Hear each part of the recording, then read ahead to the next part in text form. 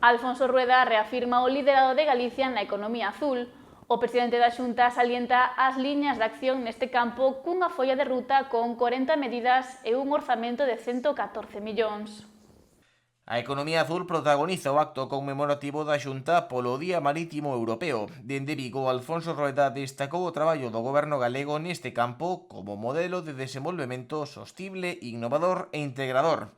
O acto desenvolveuse baixo o lema Onde o mar nos conecta, co que se quixo simbolizar a relación profunda de Galicia co súa contorna mariña, tanto dende o punto de vista histórico como de futuro. Preténdese tamén facer fincapé na importancia de preservar os recursos naturais e fortalecer as oportunidades para as persoas e comunidades vencelladas ao mar.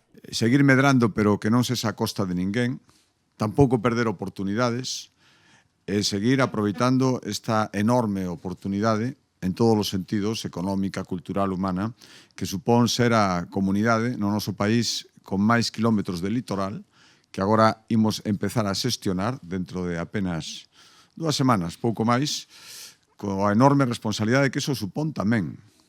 E, polo tanto, imos aplicar a economía azul o que sabemos de mimar e de coidar todo o que ten que ver co mar en Galicia tamén esa xestión. Se nos entrega unha enorme responsabilidade. Unhas competencias tamén moi potentes.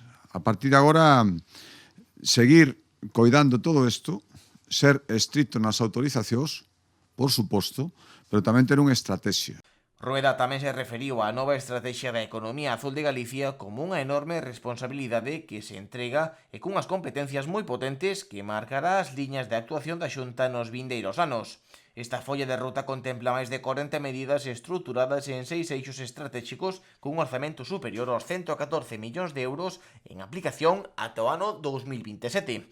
A estrategia foi elaborada a través dun proceso participativo no que colaboraron máis de 200 persoas procedentes dos sectores productivos, a administración, a academia, a sociedade civil e os axentes ambientais.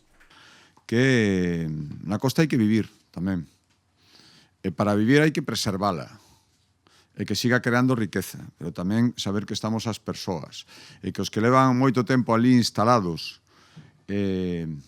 vivindo do mar, en todos os sentidos, desde os que construyen barcos hasta os que pescan os nosos recursos, os que teñen algún tipo de establecemento de calquera clase, dende turístico, social, o que sea, todos viven no mar e todos estamos interesados en respetalo e en mirar hacia adiante. E isto é o que imos facer a partir de agora.